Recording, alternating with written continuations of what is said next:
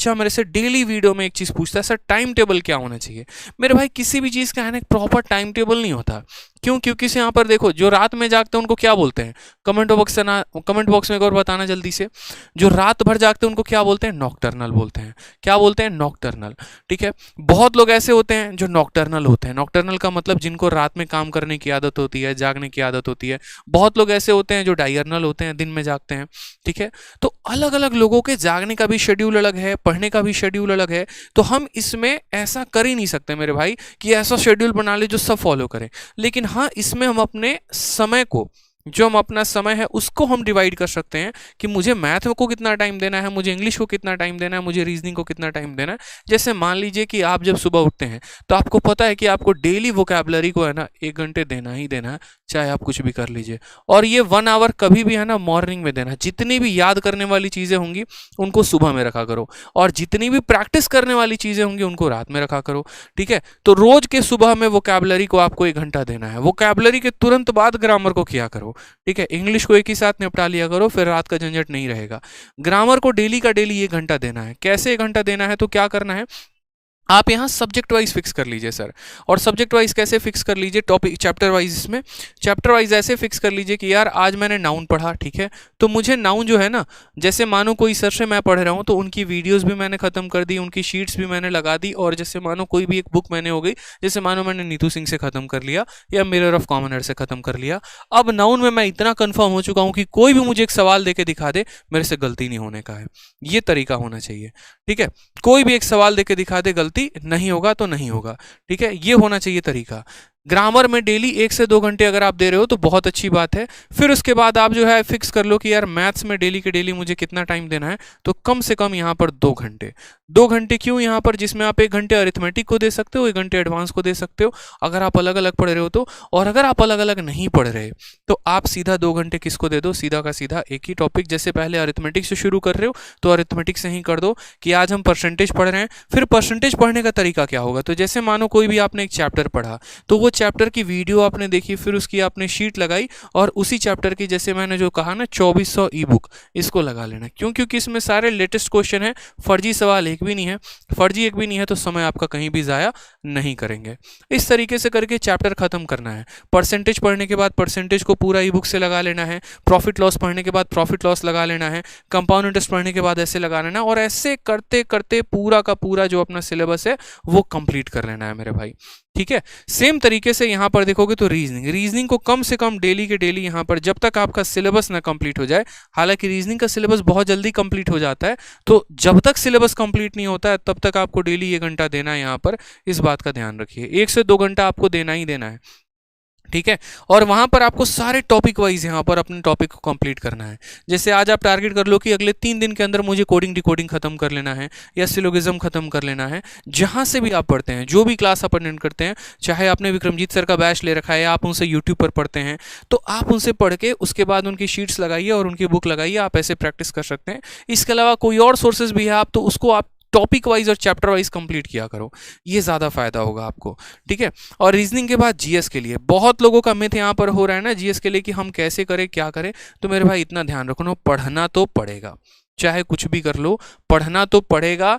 ठीक है, आपको पूरा पढ़ना पड़ेगा, आपको पूरा पॉलिटी पढ़ना पड़ेगा, आपको पूरा ज्योग्राफी पढ़ना पड़ेगा, पूरा आपको हिस्ट्री पढ़ना पड़ेगा। आपको जो करना है कर लीजिए जनाब, लेकिन पढ़ना तो पड़ेगा।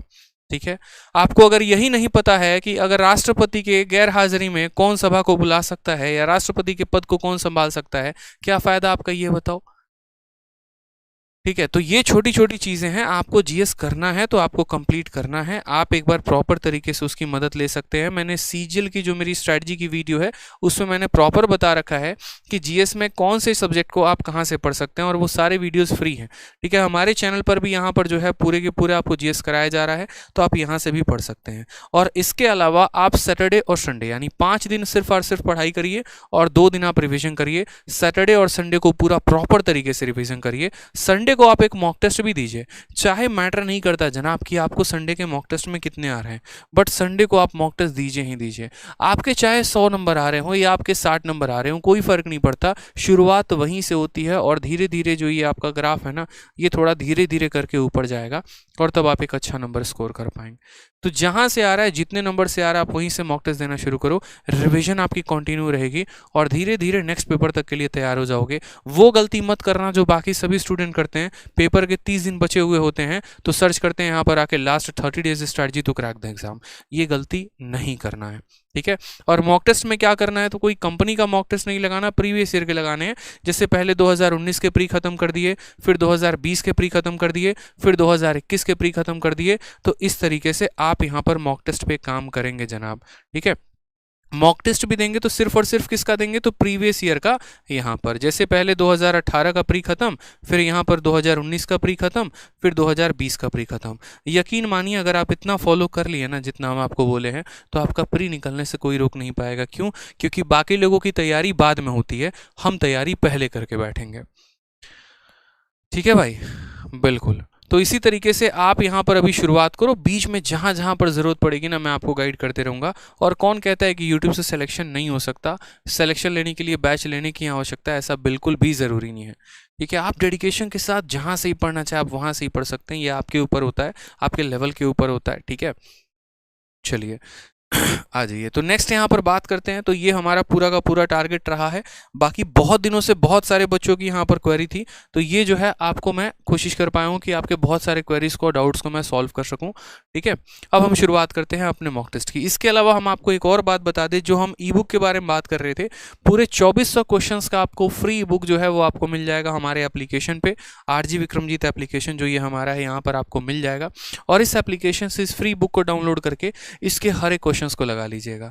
मार्केट में ऑटोमेटिक ये हर जगह पर वायरल होना शुरू हो गया, हर स्टोर्स पर इसके फोटोकॉपीज अवेलेबल हैं। इसके अलावा यहाँ पर फेसबुक पे भी अलग अलग ग्रुप्स में ये काफ़ी ज़्यादा ट्रेंड कर रहा है, टेलीग्राम के भी डाउट ग्रुप में काफ़ी ज़्यादा ट्रेंड कर रहा है। हमारा खुद का भी टेलीग्राम का डाउट ग्रुप है, maths doubt group by Aditya Ranjan. कोई भी क्वेश्चन अगर इस ई बुक का आपको नहीं बनता है तो आप वहाँ भेजिए, आपको पूरी सहायता मिलेगी, ठीक है। तो इसको भी पेपर के पहले सॉल्व करके जाना, इस बात का ध्यान रखो।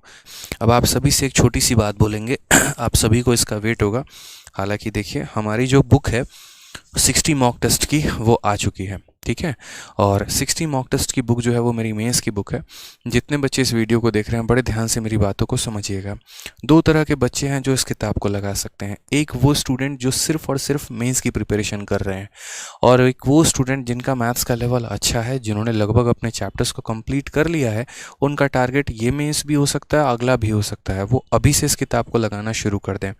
इसमें मैंने 60 मॉक टेस्ट दिया हुआ है मेंस के हिसाब से। जैसे 30-30 क्वेश्चन का आपका मॉक टेस्ट होता है ना, उसी के हिसाब से जो बच्चा प्री का तैयारी कर रहा है वो भी इसे दे सकता है, क्योंकि प्री में 25-25 क्वेश्चन के मॉक टेस्ट होते हैं और मेंस में 30-30 क्वेश्चन के मॉक टेस्ट होते हैं। आप इसकी अभी से आदत लगाएंगे तो आपको बहुत फ़ायदा होगा। इसमें मैंने कुल मिलाकर 6 अलग अलग सेक्शन मैंने बांटे हैं, ठीक है। और वो 6 अलग अलग सेक्शन हमारे क्या हैं मैं वो भी आपको बता देता हूँ। मॉक टेस्ट के बारे में थोड़ी सी खासियत आपको जाननी बहुत ज़रूरी है। जैसे ये कंप्लीट बुक है, इस तरीके से इसके अंदर 6 मॉक टेस्ट हैं। एक तो जितने प्रीवियस ईयर के जिस्ट हो गए, जो टॉप क्वेश्चन हो गए, उनके 10 सेट बनाए हैं। ब्रेन स्टॉर्मर्स मेरे भाई दिमाग की हिला के रख देगा भाई, दिमाग की मतलब ऐसी तैसी हो जाएगी इन क्वेश्चन को लगाओगे तो। मेंस का बाप है ये लेवल ही है ब्रेन स्टॉर्मर्स जब लगाओगे तो। ये खुद क्रिएट किया मैंने बैठ के, सारे क्वेश्चंस खुद बनाए हैं। ज्योमेट्री के, ओलंपियाड के, ऐसे ऐसे क्वेश्चंस है ना, लगेगा फील आएगा कि बना रहे हो यहाँ पे। फिर उसके बाद यहाँ पर ICAR CP और DP हेड कांस्टेबल के टॉप क्वेश्चंस के यहाँ पे विद सॉल्यूशंस। फिर उसके बाद CGL 2022 के पेपर, और ये 2 स्कोर बूस्टर है जो मैं प्रिपरेशन करवा रहा हूँ आपको यहाँ पे। तो अमेजन और फ्लिपकार्ट दोनों जगह पर अवेलेबल है। इसके पहले कि आउट ऑफ स्टॉक हो जाए परचेस कर लीजिएगा। सर्च करने के लिए या तो 60 मॉक